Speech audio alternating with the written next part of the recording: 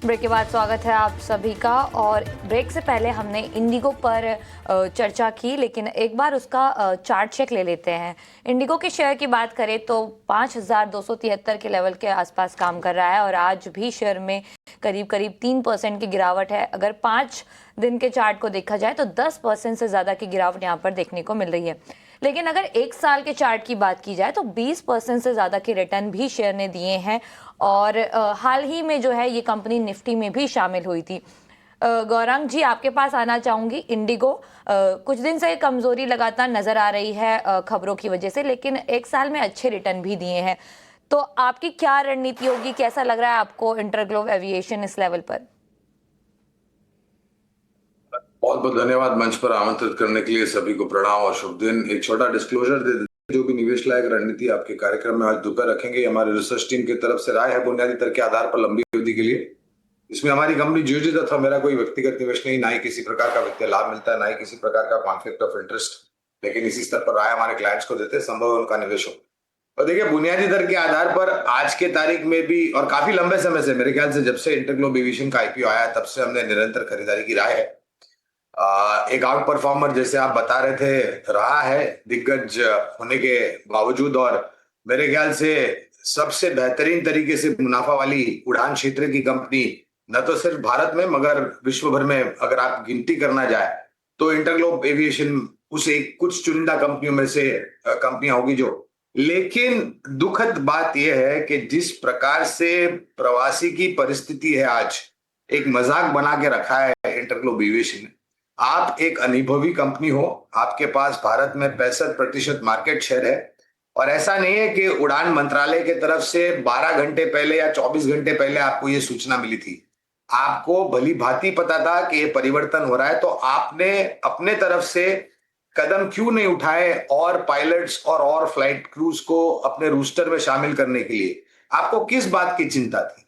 और इस प्रकार से 1300 फ्लाइट पिछले 2-3 दिनों में रद्द करना मेरे ख्याल से अपने आप में बहुत ही बड़ी नाकामियत का सबूत है। मैं घोर निंदा करता हूं। और उन्होंने किस चीज की रियायत मांगी है? बाकी अन्य फ्लाइट्स को तो कोई तकलीफ नहीं। हाँ ठीक है, एक दो एयरलाइंस को शायद थोड़ा बहुत तकलीफ झेलना पड़ेगा, लेकिन इतनी बड़ी मात्रा में, क्योंकि आप इतने बड़े रूट्स में केटर करते हो भारत में। और अब बताया जा रहा है कि 10 दिसंबर तक का समय मांगा है इंटरग्लोब ने उड़ान मंत्रालय और सरकार के तरफ से। अब आज 5 तारीख है। आप 5 दिन में कितनी बड़ी मात्रा में आप नए पायलट्स और कर्मचारी जोड़ देंगे कि आप इस तरीके की दरखास्त करें सरकार को और उड़ान मंत्रालय को? आपको कदम ठोस पहले से ही उठाने थे। आप अपने खर्च पर ज्यादा ध्यान दे रहे थे और मुनाफे पर आपको ज्यादा से ज्यादा मुनाफा कमाना था। और दिक्कत की याद बात यह है, मैं तो ये चाहूंगा कि सरकार की तरफ से और उड़ान मंत्रालय की तरफ से 20 गुना मुआवजा यात्रियों को मिले टिकट का, ऐसा प्रावधान करना चाहिए ताकि दूसरी एयरलाइंस को एक सबक सीखने मिले। बिल्कुल बिल्कुल, और ये वाकई चिंता का सबब है और मैं जिक्र भी कर रहा था इस बात का। चलिए बढ़ते हैं आगे। अगला सवाल यूट्यूब से राजेंद्र जी का लेते हैं। कोलकाता से सवाल है इनका। टाटा टेक पे हरीश जी राय जानना चाहते हैं और इन्होंने 1100 के भाव पे खरीदारी की हुई है टाटा टेक के शेयर में। काफ़ी ऊपरी स्तरों की खरीदारी और बड़ी हैरानी हो रही है कि 1100 के लेवल से लेके अब जब लगभग आधा हो चुका है शेयर, तब तक ये बने हुए हैं। दूसरा इनका शेयर बालाजी अमाइन है जो 2960 पे लिया है। हरीश जी बताइए टाटा टेक पे क्या राय होगी और बालाजी अमाइन पे भी।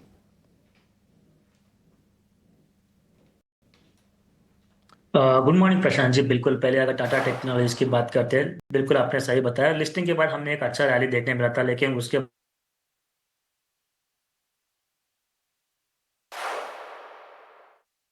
से 50% करेक्ट हो चुका है। तो अगर देखा जाए तो मुझे लग रहा है कि इनका जो बाइंग है प्राइस है तो बहुत ज्यादा ऊपर का है। लेकिन अभी फिलहाल के लिए देखा जाए तो सपोर्ट की बात करते हैं शॉर्ट टर्म के लिए, तो 650 का इमीडिएट सपोर्ट बन रहा है। और अगर लॉन्ग टर्म के पर्सपेक्टिव पर देखना चाहते हैं तो मुझे लग रहा है कि स्टॉक में अभी भी मेजर रिवर्सल तो दिखाई नहीं दे रहा है। स्टॉक प्राइस में हो सकता है कि कंसोलिडेशन में है अभी भी, लेकिन अभी जिस तरीके से आईटी में मोमेंटम देखने मिल रहा है, हो सकता है कि थोड़ा बहुत उछाल इसमें भी देखने मिल सकता है। लेकिन मेजर रेजिस्टेंस की बात करते हैं 725 से 750 के रेंज में बहुत सारे रेजिस्टेंस दिखाई दे रहे हैं। तो हो सकता है कि यहाँ तक शॉर्ट टर्म में बाउंस देखने मिले, लेकिन मुझे लग रहा है कि थोड़ा टाइम लगेगा स्टॉक को एक रिवर्सल हो पैटर्न बनाने के लिए। तो इनको बने रहने की रिकमेंडेशन रहेगी, क्योंकि जिस तरीके से ऑलमोस्ट होल्ड कर चुके हैं इतने दिन, तो मुझे लग रहा है कि अभी तो बिल्कुल एग्जिट तो कर नहीं सकते, तो बने रह सकते हैं कुछ टाइम पीरियड के लिए जब तक पूरा प्रॉपर रिवर्सल ना आए। स्टॉक प्राइस अगर स्टॉप लॉस किसी इनको रखना है तो मुझे लगा कि 640 का स्टॉप लॉस अगर शॉर्ट टर्म के लिए रख सकते हैं, उसके नीचे चल रहा है तो और थोड़ा वीकनेस एक्सटेंड होते हुए नजर आ सकता है। लेकिन स्टॉक अगर जिस तरीके से फॉल देखने मिला है, हो सकता है कि थोड़ा टाइम पीरियड लगे स्टॉक प्राइस में एक रिवर्सल दिखाने में। तो टाटा टेक्नोलॉजीज पर ये राय हरीश जी की ओर से आती हुई। लेकिन अगला सवाल भी यूट्यूब से ही है। गौरव सवाल पूछ रहे हैं कानपुर से। इनके पास 80,000 शेयर्स हैं वोडाफोन आइडिया के और इनकी बाइंग प्राइस काफ़ी अट्रैक्टिव लेवल की है।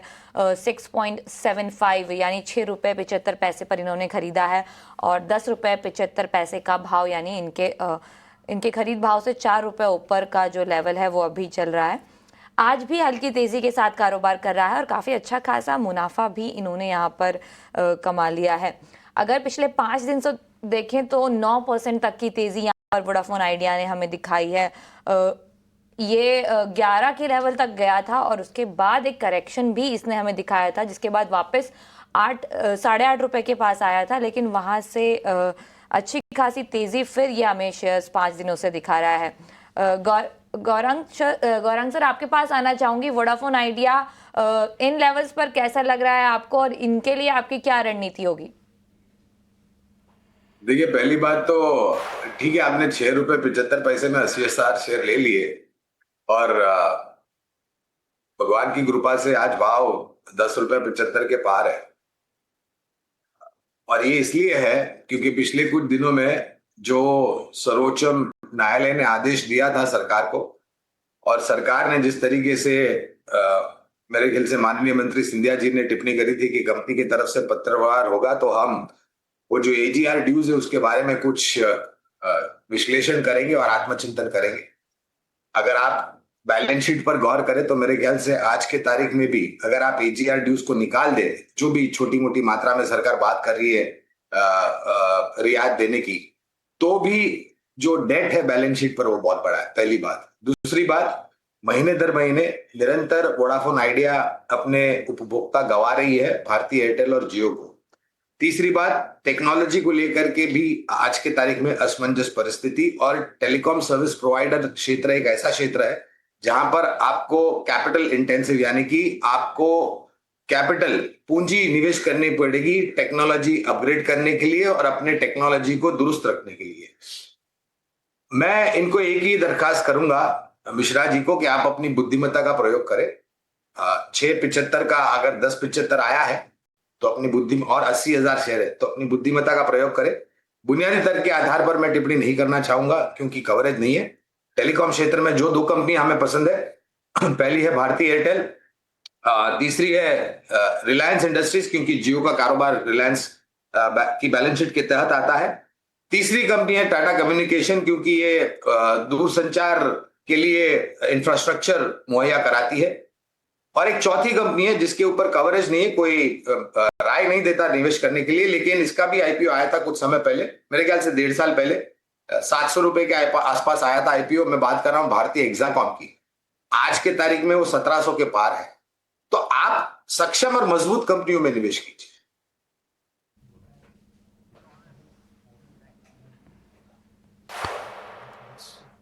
बिल्कुल। तो वोडाफोन आइडिया पर ये राय आ रही है गौरांग जी की ओर से। बहुत बहुत शुक्रिया गौरांग सर और हरीश जी हमें समय देने के लिए और हमारे दर्शकों की उलझनें सुलझाने के लिए। लेकिन शो को समाप्त करने का वक्त हो चला है। अब मिलते हैं आपसे योर के सेकेंड एडिशन में। फिलहाल वक्त हो चला है एक छोटे से ब्रेक का।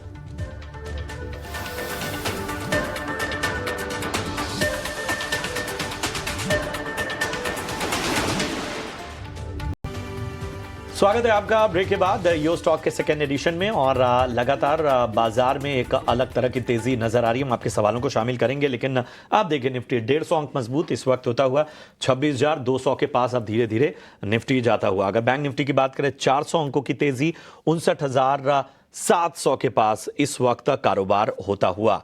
तो निफ्टी बैंक निफ्टी में एक अलग तरह की मजबूती। अगर हम निफ्टी के गेनर्स को देखें तो श्रीराम फाइनेंस टॉप गेनर है, लगभग 3% मजबूत।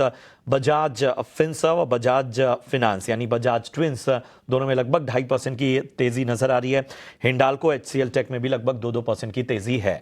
गिरावट जो है HUL में हिंदुस्तान यूनिलीवर निफ्टी का टॉप लूजर 3.5% गिरता हुआ, 3% इंडिगो। वजह बताने की आवश्यकता नहीं, पूरे देश में जिस तरह से यात्री हलकान है उसका इंपैक्ट स्टॉक पर नजर आता हुआ। ट्रेंट अगर देखिए 0.5% टूटता हुआ, सन फार्मा में भी 0.5% तक की गिरावट देखने को मिली, इटर्नल भी लगभग यहां पर टूटता हुआ 0.5%। राजेश जी, बाजार का सेटअप तो अच्छा है, मजबूती की ओर लगातार बढ़ता हुआ, बताइए यहां से क्या रणनीति होगी निफ्टी और बैंक निफ्टी पे? जी नमस्कार प्रशांत जी। डेफिनेटली काफ़ी अच्छे से रिएक्ट किया है बैंक पॉलिसी के बाद। और अगर आप वीकली चार्ट अगर आप देखें तो लास्ट 3 वीक से निफ्टी जो है 25,850 25,900 का लेवल जो है वो होल्ड कर रहा है, और 20 EMA को बार बार होल्ड कर रहा है। तो बायस पॉजिटिव रखिए, बट स्टिक स्टॉप लॉस रखिए 25,900 के नीचे। And on the higher side higher top higher bottom pattern intact है, तो एक्सपेक्ट कीजिए निफ्टी जो है वापस नए हाइस की तरफ जा सकता है, 26,300 26,400 की तरफ। सिमिलरली अगर आप बैंक निफ्टी को देखें तो एग्जैक्टली 20 DMA को सपोर्ट लिया है, एंड यहाँ से बाउंस करा है। तो वापस 60,000 60,000 50 500 के आसपास का लेवल हमें देखने को मिल सकता है। यहाँ पे भी एक स्ट्रिक्ट स्टॉप लॉस रखना पड़ेगा अराउंड 58,800 का। तो बायस पॉजिटिव रखिए, डिप्स में बाय करने की रणनीति रखनी चाहिए। ओके, तो बाजार पर बाय ऑन डिप्स की रणनीति यहाँ पर राजेश जी की ओर से आती हुई काफ़ी पॉजिटिव लग रहा है यहाँ से आगे का नज़रिया। लेकिन अब आपके सवालों का सिलसिला जो है वो शुरू करते हैं। पहले लाइव कॉलर हमारे साथ जुड़ चुके हैं, सौरभ हमारे साथ फोन लाइन पर बने हुए हैं। गुड आफ्टरनून सौरभ, बताइए कौन से शेयर पर राय जानना चाहते हैं आप? मैंने इन्वेस्ट कर रखा है, मैंने इन शेयरों में, और काफी समय से वेट कर रहा हूँ, लगभग 1 साल से वेट कर रहा हूँ। अगर ये नीचे इनका प्राइस जा रहा है तो क्या मतलब एग्जिट कर लेना चाहिए या वेट करना चाहिए? कौन से शेयर की बात कर रहे हैं आप? खासकर ट्रेंड में, एनसीसी में। ओके, और जी हाँ, ट्रेंड में, एनसीसी में और ईपीएल में। बिल्कुल, तो ट्रेंड पर आपने 25 स्टॉक खरीदे हैं 5,715 के लेवल पर, और आपको नुकसान होता हुआ क्योंकि आपके जो खरीद भाव है उससे नीचे शेयर कारोबार करता हुआ 4,190 का लेवल, और आज कहीं ना कहीं प्रेशर में है स्टॉक। और पिछले 5 दिन की बात करें तो भी गिरावट रही है, और 1 महीने में कहीं ना कहीं 10% से ज़्यादा की गिरावट जो है वो शेयर में दिखाई दे रही है। और साल भर के चार्ट की बात करें तो यहाँ पर 40% तक की गिरावट हमें देखने को मिली है ट्रेंड के शेयर में।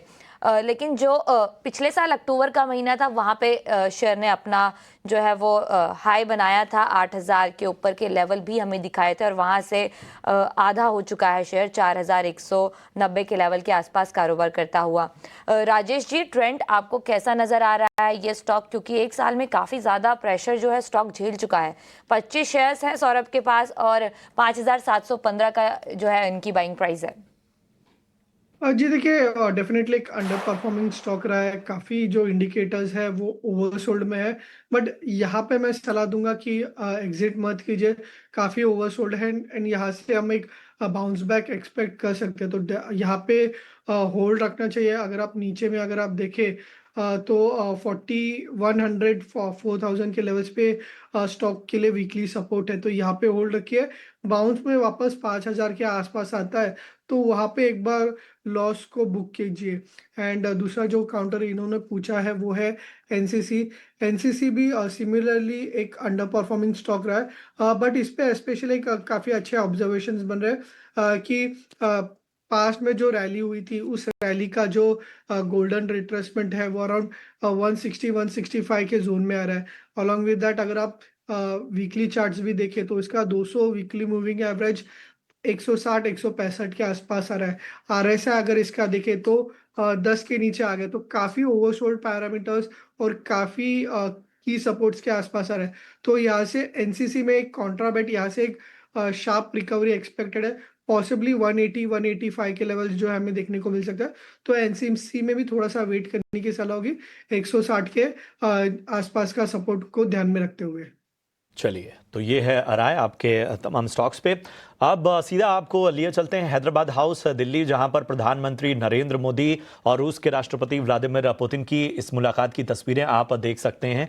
ये बहुत ही अहम मुलाकात, और इन सब के बीच में आप देख सकते हैं दोनों देशों के जो लीडर्स हैं वो एक दूसरे का सम्मान करते हुए, एक दूसरे के तमाम पहलुओं को सामने रखते हुए लगातार ये जो 2 दिनों का दौरा रहा है पुतिन का, वो बहुत मायनों में खास रहा। आपसे थोड़ी देर पहले आपने देखा कि राष्ट्रपति भवन में जो है राष्ट्रपति द्रौपदी मुर्मू से पुतिन मिले, वहां पर उन्हें गार्ड ऑफ ऑनर दिया गया और काफी अभिभूत नजर आए पुतिन इस पूरे स्वागत के तमाम तरीकों से। भारत के कल्चर और भारत की तमाम जो इस वक्त की ताकत है, उन सब के बीच में भारत और रूस के बीच डिफेंस, एनर्जी और बाकी पहलुओं पर जो तमाम करार हो रहे हैं, वो उस पर भी दुनिया भर की नजरें बनी हुई हैं।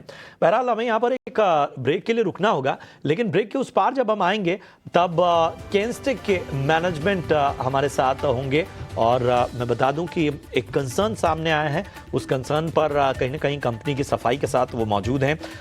मुझे अच्छा लग रहा है जयराम संपत साहब को अपने साथ चर्चा में शामिल करते हुए। जयराम जी, बस एक छोटे से ब्रेक के लिए मैं यहाँ पर रुकूंगा, ब्रेक के उस पार आपसे जुड़ूंगा।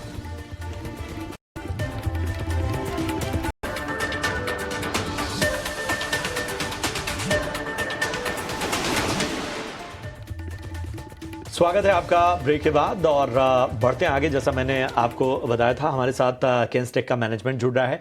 दरअसल केंस के शेयर में लगातार दूसरे दिन गिरावट जारी है और 5 दिन में लगभग शेयर 14% से ज़्यादा टूट चुका है। वजह है कोटक इंस्टीट्यूशनल इक्विटीज़ की एक रिपोर्ट, जिसमें कंपनी की FY25 की सालाना रिपोर्ट को लेकर कई गंभीर सवाल उठाए गए हैं। हालांकि इसके बाद मैनेजमेंट ने क्लैरिफिकेशन भी जारी किया, लेकिन मार्केट की चिंता अभी भी बरकरार है। इस पूरे मामले पर बातचीत के लिए हमारे साथ जुड़ रहे हैं कंपनी के होल टाइम डायरेक्टर और CFO जयराम संपत साहब। जयराम जी, शुक्रिया अपना समय देने के लिए। और मामला थोड़ा गंभीर है, जाहिर सी बात है। बहुत सारे सवाल जो हैं वो उठाए गए हैं, और उसमें ऊंचे वैल्यूएशन, गवर्नेंस को लेकर सवाल हैं, सब्सिडरी डेटा और कंपनी की रिपोर्ट में एक बड़ा अंतर पाया गया है। 180 करोड़ की खरीद का खुलासा है, संबंधित पार्टी ट्रांजैक्शन में इसका जिक्र नहीं है, ये भी बात कही गई है। और ये भी कहा गया कि अकाउंटिंग मिसमैच ने निवेशकों की चिंता बढ़ा दी है। हमें बताइए पूरा मामला दरअसल है क्या, और किस तरह की सफाई आपने पेश की है?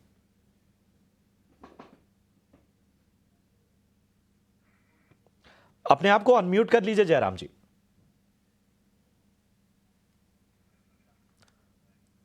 लगता है कुछ तकनीकी खामी है, जिसकी वजह से जयराम जी से संपर्क टूट गया है। लेकिन हम अपने दर्शकों को बता दें कि दरअसल ये पूरा मामला जो कोटक इंस्टीट्यूशनल की रिपोर्ट सामने आई है, उसमें साफ तौर पर अकाउंटिंग पर सीधा सीधा सवाल इस रिपोर्ट में उठाया गया है FY25 की। जयराम जी, आप तक आवाज पहुंच रही है मेरी?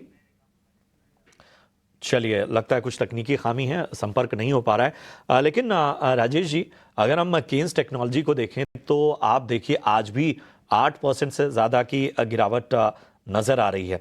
इस बीच एक बार फिर से कोशिश करते हैं जयराम जी से पहले जुड़ने की, और फिर राजेश के पास जाएंगे। जयराम जी, आप तक आवाज़ पहुंच रही है मेरी? जी, अपने आप को ज़रा अनम्यूट कर लीजिए जयराम जी। हाँ, मैंने अनम्यूट कर रखा है। जी, हाँ। गंभीर सवाल है इस कोटक इंस्टीट्यूशनल की जो रिपोर्ट आई है। ऊंचे वैल्यूएशन, गवर्नेंस को लेकर चिंता है, सब्सिडरी डेटा और कंपनी की रिपोर्ट में बड़ा अंतर बताया गया है, और भी बहुत सारे सवाल उठाए गए हैं। हमें बताइए पूरा मामला दरअसल है क्या, और आपकी ओर से क्या क्लैरिफिकेशन दिया गया है, क्या किया जा रहा है? सबसे पहले आपको नमस्कार और सभी दर्शकों को भी नमस्कार। हमारे जो आपने मेंशन किया था पहले जब क्वेश्चंस पूछे थे, तो अकाउंटिंग मिसमैच एकदम बिल्कुल नहीं है। खुलासा भी एक्चुअली हमारे एक सब्सिडियरी में खुलासा है जो इस्कामेको इंडिया प्राइवेट लिमिटेड है। दूसरी सब्सिडियरी जिससे इसका रिलेटेड पार्टी ट्रांजैक्शन है केन्स इलेक्ट्रॉनिक्स, वो भी हमारे केन्स टेक्नोलॉजी की एक सब्सिडियरी है। उसमें ये 2 खुलासे एक्चुअली छूट गए हैं। तो this is an error and not necessarily non disclosure, क्योंकि हमारा जो कंसोलिडेटेड बैलेंस शीट है, कंसोलिडेटेड P&L है, वो बरकरार है, वैसे का वैसा ही है। सो ये भी गलत है कहना कि खुलासा नहीं हुआ है। एक खुलासा हुआ है, उसको एक्चुअली अकाउंटिंग स्टैंडर्ड के हिसाब से दूसरे बुक्स में भी दोनों को दिखाना चाहिए। वो एक ही इशू है एक्चुअली, उसको रख करके आई थिंक लोगों ने काफी इमेजिनेटिव सा एक उसको एक आयाम दिया है। बट हमारा काम ये है कि उसको क्लैरिफाई करना और आगे जाना। हमारी कंपनी का जो वैल्यूएशन है वो टिका हुआ अकाउंटिंग स्टैंडर्ड के ऊपर नहीं टिका हुआ, वो बिजनेस फंडामेंटल्स के ऊपर टिका हुआ है। And I think going forward, जैसे कि पिछले हाफ तक तो हमने अच्छा परफॉर्मेंस किया और आगे भी करेंगे। काफी नए एरियाज में हमने फोरे भी किए हैं, तो उसका भी लाभ मिलेगा हमारे निवेशकों को और बाकी कस्टमर्स को भी लाभ मिलेगा, क्योंकि हम नए टेक्नोलॉजी ला रहे हैं यहाँ पे। So there is certainly a miss in the disclosure of notes to accounts in one of the subsidiaries, but दूसरे सब्सिडरी में उसको मेंशन किया है, तो इसको आप ये नहीं कह सकते कि ये डिस्क्लोजर नहीं किया है। So that is one point. We take that point. We will improve this point. All other points are related to accounting and which we have explained. People have talked about goodwill and people and so on. Those are all related to हमारी policy जो है उसके हिसाब से हमने किया है, और वो सब क्लैरिफिकेटरी पॉइंट है। सो ये पहला वाला एक पॉइंट जरूर है जो जिसकी वजह से बाकी सब चीजें उसको मतलब अलग तरीके से देख रहे हैं लोग। बट हमारा ये भी मानना है कि एक बार एक समझ में आ जाएगा लोगों को, तो फिर then I think this concern जो है ये थोड़ा म्यूट हो जाएगा। बाकी जैसे कि मार्केट में किसी भी कंपनी का जो परफॉर्मेंस होता है वो आसान नहीं आता है, तो काफी मेहनत करनी पड़ती है, जिद्दोजहद करनी पड़ती है, नए नए एरियाज में जाना पड़ते हैं। तो हमको पास्ट में भी हमको ये बताया गया था कि सेमीकॉन और पीसीबी नया एरिया है, आप कैसे करेंगे, हमने करके दिखा दिया। कंट्री की पहली कंपनी है जिसने सेमीकंडक्टर असेंबल करके शिप किया आउटसाइड। हमारे सामने दिग्गज बैठे हुए थे, बट स्टिल हमने अपना जो है कॉन्फिडेंस बरकरार रखा। इसी समान पीसी बोर्ड भी हम लोग एक बड़े हाईटेक पीसी बोर्ड बना रहे हैं, multi layer high density interconnection PC boards बना रहे हैं, और काफी नए नए कस्टमर्स हमने ऑनबोर्ड किए हैं। हमारा ग्रोथ रेट भी अच्छा है और हम लोग प्रॉफिटेबिलिटी के ऊपर अच्छा खासा ध्यान देते हैं। अब ये एक और पॉइंट आया है जिसको हम लोग इंश्योर करेंगे कि फ्यूचर में इसकी वजह से कोई मतलब लोगों को एक परसेप्शनल इशू नहीं हो जाए। बिल्कुल बिल्कुल जयराम जी, लेकिन स्टॉक 5 दिन में 14% तक करेक्ट हो चुका है और कहीं ना कहीं इन्वेस्टर्स का कॉन्फिडेंस जो है वो डगमगा रहा है। क्या कहना चाहेंगे आप, इन्वेस्टर्स को क्या आश्वासन देना चाहेंगे, और क्या ये जो रिपोर्ट है इसका असर आपके बिजनेस पर पड़ेगा? ग्रोथ विजिबिलिटी आपको कैसी दिख रही है अगले 2-3 साल के लिए? जी, सो अभी तक जो भी हमने गाइडेंस दिया है वो सब हम जरूर रखेंगे, और हमारी ये कोशिश रहेगी कि फ्यूचर में अगले 2-3 साल के लिए हमने जो कह रखा है $1 billion bye 28 and $2 billion bye FY30, वो सब हम जरूर करेंगे। Profitability also will be up. और ये छोटी मोटी चीजें हैं, क्योंकि ये एक तरह का एरर है in printing and in writing down the notes to accounts. वो हम एक सॉफ्टवेयर यूज करके उसको इम्प्रूव करेंगे। तो निवेशकों को ये समझना चाहिए कि कंपनी के फंडामेंटल्स में कोई चेंज नहीं हुआ है। हमारा कंसोलिडेटेड जो फाइनेंशियल्स है उसमें कोई चेंज नहीं है। ये एक डिस्क्लोजर का एक पार्ट नहीं दिख रहा लोगों को, तो उन्होंने वर्स्ट अज्यूम कर लिया। बट हमारा जो भी कंसोलिडेटेड फाइनेंशियल्स है, P&L एंड बैलेंस शीट, वो सब ऐसा का वैसे ही है। और आगे भी हम लोग यही कोशिश करेंगे कि हमारा जो बिजनेस फंडामेंटल्स है वो एकदम स्ट्रांग होते रहे, और ये थोड़ी काउंटिंग हाइजीन की जो प्रॉब्लम सामने आई है उसको भी हम फिक्स कर देंगे अच्छे से, ताकि वो रिकर नहीं हो। एंड हमारे जितने भी नए कस्टमर्स एक्विजिशन है वो सब एकदम स्ट्रांग है। नए एरियाज में हम लोग काम कर रहे हैं। तो पिछले 2-3 दिन से थोड़ा एक तरह से मार्केट में प्राइस का प्रेशर आया, जिसकी वजह से हम भी थोड़ा चिंतित हैं, क्योंकि कस्टमर हमारे जो निवेशक है उनको ये नहीं सोचना चाहिए कि कुछ कंपनी फंडामेंटल फ्लॉ है। लोगों के पास इतना टाइम ही नहीं होता है। उम्मीद जयराम जी यही करते हैं कि अब चीजें बेहतर हों, थोड़ी स्पष्टता और आए, और कहीं ना कहीं निवेशकों का ध्यान रखा जाए। बहुत बहुत धन्यवाद अपना कीमती समय देने के लिए और पूरी स्पष्टता के साथ हर पहलू पर बातचीत करने के लिए। चलिए, और इस बीच राजेश के पास चलते हैं। राजेश, कैंसटेक को जरा अपने रडार पे ले आइए। मतलब कहने की ज़रूरत नहीं है, जिस तरह से लगातार दबाव झेल रहा है, मैनेजमेंट की अपनी दलील है, रिपोर्ट में जो है उसकी अपनी चिंताएं हैं। बताइए, यहाँ से इन तमाम चीज़ों को देखते हुए अपने मैनेजमेंट को भी सुना, क्या राय बन रही है आपकी? जी देखिए, मैनेजमेंट ने अपनी तरफ से डिक्लेरेशन दिया है, बट फिर भी अगर प्राइस मोमेंटम देखे तो नेगेटिव साइड पे ये तो प्राइजेस उस पॉजिटिव थीम को कंसिडर नहीं करे, तो अभी भी वेट एंड वॉच का सलाह दूंगा जब तक वॉलेटिलिटी और या फिर ये सेल ऑफ जब तक साइडवेज में या एक रिवर्सल में टर्न अराउंड नहीं होता तब तक वेट करना चाहिए। इसका अगर आप वीकली चार्ट देखें तो जब भी कोई भी एक डिप आता था, स्टॉक जो है 89 वीकली मूविंग एवरेज पे सपोर्ट लेता था, बट अभी उस लेवल को ब्रेक किया है। जब तक ये वापस 89 वीकली मूविंग एवरेज को रीगेन नहीं करता अराउंड 50 टू 100 के आसपास, तब तक इस स्टॉक में जो है हायर लेवल्स पे सेलिंग ही देखने को मिल सकती है। तो फिलहाल के लिए इस स्टॉक से थोड़ा सा दूर रहिए, जब तक कोई स्टेबिलिटी या फिर कोई मेजर रिवर्सल नहीं दिखता इस स्टॉक में जो है अंडर परफॉर्मेंस कंटिन्यू रह सकता है। तो अंडर परफॉर्मेंस जो है जब तक बहुत सी चीज़ें स्पष्ट नहीं होंगी यहाँ पर नज़र आ सकती है, दूर रहने की फिलहाल सलाह। बहरहाल शुक्रिया करेंगे राजेश जी आपका कीमती राय देने के लिए और दर्शकों के सवालों के जवाब भी देने के लिए। फिलहाल यो स्टॉक में तो इतना ही, लेकिन ब्रेक के उस पार आपके लिए हम लेकर आएंगे स्टॉक्स फटाफट। छोटे से ब्रेक के बाद नमस्कार।